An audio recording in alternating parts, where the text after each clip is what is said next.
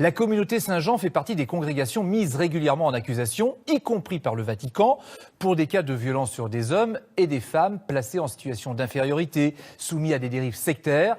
Bien des années plus tard, la parole arrive parfois à se libérer. Marc Dana et Georges Pinol ont recueilli des témoignages exclusifs de victimes qui n'hésitent plus à parler à visage découvert. Dans les campagnes de France, à l'abri des regards, ils sont encore plus d'une vingtaine, ces domaines de la communauté Saint-Jean. Ils forment de futurs religieux ou accueillent de jeunes croyants pour de longues retraites. Mais pour beaucoup, Saint-Jean est surtout synonyme de souffrance.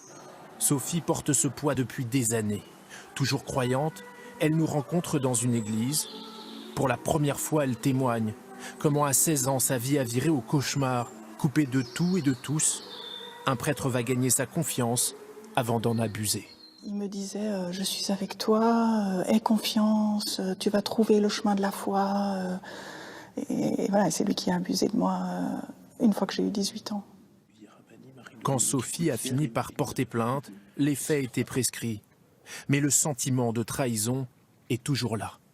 Il prend ma main, il la met sur son sexe et moi je comprends pas, je dis qu'est-ce qu'on fait? Et il me dit non seulement que je suis privilégiée de pouvoir vivre une telle intimité avec lui, de l'aider ainsi dans son sacerdoce et sa vie de célibat qui est dure, et qu'il en parle à son père spirituel qui est le fondateur et que le fondateur approuve. Le père fondateur de la communauté, le voici à gauche en compagnie du pape Benoît XVI. Le père Marie-Dominique Philippe, aujourd'hui décédé, a été lui-même un prédateur sexuel. La communauté reconnaît aujourd'hui qu'il aurait fait plus d'une quinzaine de victimes.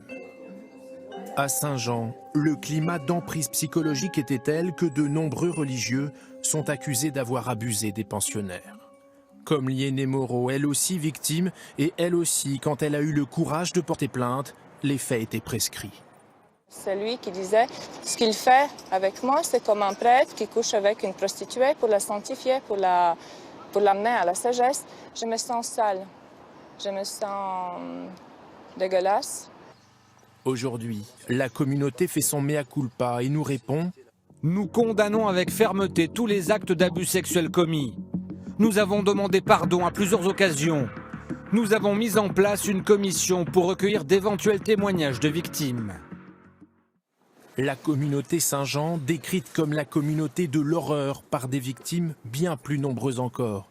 Le père Gabriel en est toujours membre, mais il accepte de raconter d'autres témoignages qui mettent en cause ses propres frères.